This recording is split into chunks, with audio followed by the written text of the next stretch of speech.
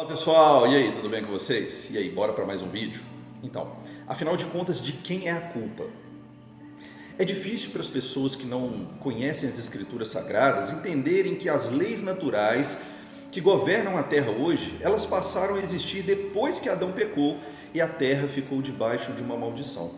E pelo fato das pessoas não entenderem isso, gente, muitos culpam a Deus por causa de acidentes, doenças, mortes, de entes queridos, as catástrofes naturais e tantas outras coisas, que definitivamente Ele não é responsável por nenhuma delas.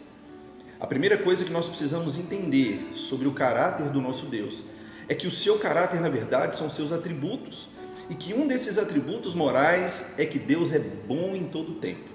Lá em Tiago, no capítulo 1, ele vai dizer que toda boa dádiva, todo dom perfeito vem do alto, descendo do Pai das luzes, em quem não há mudança e nem sombra de variação. Então repete comigo assim: Deus é bom em todo o tempo. Nós não podemos saber algo a respeito de Deus por achômetro. O que eu acho, na verdade, não interessa. E somente Jesus, que é a palavra e a verdade, que vai nos dizer quem Deus é de fato. Alguns dizem que Deus está no controle de tudo. Oh, aleluia! Mas se assim fosse, gente, Ele controlaria você para ser fiel em todos os princípios bíblicos, por exemplo. Deus é soberano, Bruno? Claro que é. Mas Ele mesmo não pode fazer de tudo. Quer ver uma coisa que Deus não pode fazer? Mentir. Está lá no livro de Tito, no capítulo 1, no versículo 2, o Deus que não pode mentir. E, gente, não é que Deus não possa fazer. Ele não faz por causa do seu caráter incorruptível, por causa da sua natureza. E o conceito de soberania não é definido por alguém que está no controle de fazer todo o bem ou de fazer todo o mal. É interessante porque, por bem ou por mal, no luto, nas adversidades, na tristeza, na angústia, as pessoas elas buscam, elas se lembram de Deus. Mas e nas horas boas? E na hora da festa? Na hora que nós estamos usufruindo do bem bom? As pessoas muitas vezes nem sequer se lembram que Ele existe. Elas se sentem orgulhosas de suas conquistas, mas acabam esquecendo quem foi que proporcionou tudo aquilo a elas. Até aquelas pessoas mais descrentes, os mais céticos, aqueles que nunca falam em Deus. Até esses, gente, diante de uma tragédia, eles vão lembrar de Deus, mesmo que para acusá-lo ou questionar a ausência dele naquele momento. Pois é, a manifestação de Deus, gente, ela não se dá por dúvida, e sim por fé. A dúvida, ela impossibilita cada vez mais a minha compreensão sobre quem Deus é.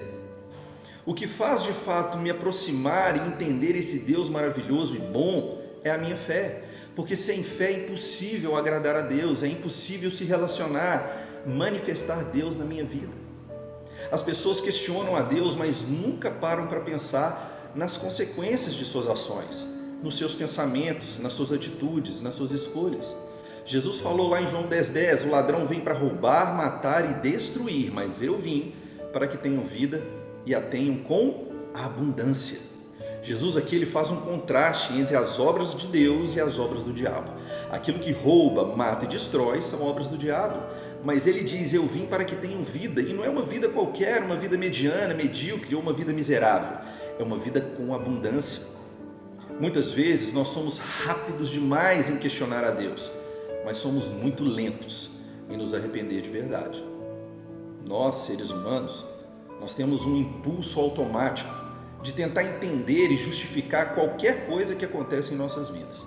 Parece que nós herdamos isso de Adão, né? Olha, foi a mulher que tu me destes, e aí a mulher rebate ainda, Foi culpa da serpente. Ou seja, gente, de fato nós vivemos tentando entender e achar culpados por todos os problemas do mundo. Muitas vezes insistimos em achar a culpa em todo mundo, menos em nós mesmos. E dentre todos ainda existe o maior injustiçado nisso tudo, que é Ele mesmo, o nosso Deus. Culpado por criar e amar a humanidade, culpado por tantas coisas que Ele mesmo não tem nenhum controle ou influência sobre aquilo. A culpa não é de Deus. Mesmo assim, Ele pegou toda a nossa culpa e cravou na cruz do Calvário. Através de Jesus Cristo, toda a condenação que poderia estar sobre nós já foi colocada sobre Ele. E crer nisso, gente, é um fundamento básico do cristianismo. Tá, Bruno, mas se a culpa não é de Deus, e se Jesus levou sobre Ele o pecado da humanidade, de quem é a culpa? Bom, João diz que o mundo jaz no maligno. Então nós vivemos por uma esperança de um mundo incorruptível. Mas enquanto nós vivemos nesse mundo, ainda que em Cristo, nós estamos expostos e suscetíveis às intempéries da vida, gente. Tá, Bruno, mas por que acontecem coisas ruins a pessoas boas? Olha, eu mesmo gostaria muito de saber e responder essa pergunta. Na verdade, essa foi a pergunta dos discípulos, lá no Evangelho de João, que eles fizeram para Jesus. Afinal de contas, por que uma inocente criança nasce cega? E como algumas pessoas nascem em boas famílias e oportunidades de crescimento, enquanto outras nascem na miséria, por exemplo? Você quer a resposta? Lá no Evangelho de João, no capítulo 9, os discípulos perguntam a Jesus por que aquele homem havia nascido cego. Foi por causa dos seus próprios pecados ou por causa dos pecados dos seus pais? E aí Jesus responde o seguinte: nem ele pecou, nem seus pais, mas foi para que nele se manifestassem as obras de Deus. Ué, Bruno, significa que existe um propósito de Deus na doença? Claro que não, gente, tira isso da sua cabeça. O que Jesus disse foi: não importa de quem é a culpa, importa que a verdadeira vontade de Deus será manifesta a partir de agora, na vida daquele cego. De fato, gente, Jesus fez as obras de Deus e elas incluíam cura e nunca doença. Eu não tenho todas as respostas e Jesus, inclusive, se negou a dar essa. Então, quem sou eu para me atrever, né? Não importa o culpado, importa que a vontade de Deus é sempre boa, agradável e perfeita. E se algo ruim acontece na sua vida ou na vida de alguém, pare de culpar a Deus. O nosso foco deve ser na solução e nós temos a solução.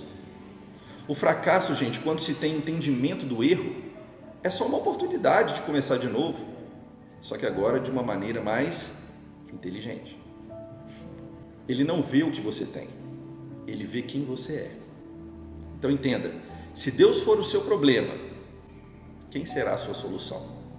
O bom é que o contrário também é verdade, né? Se Deus é por nós, quem será contra nós?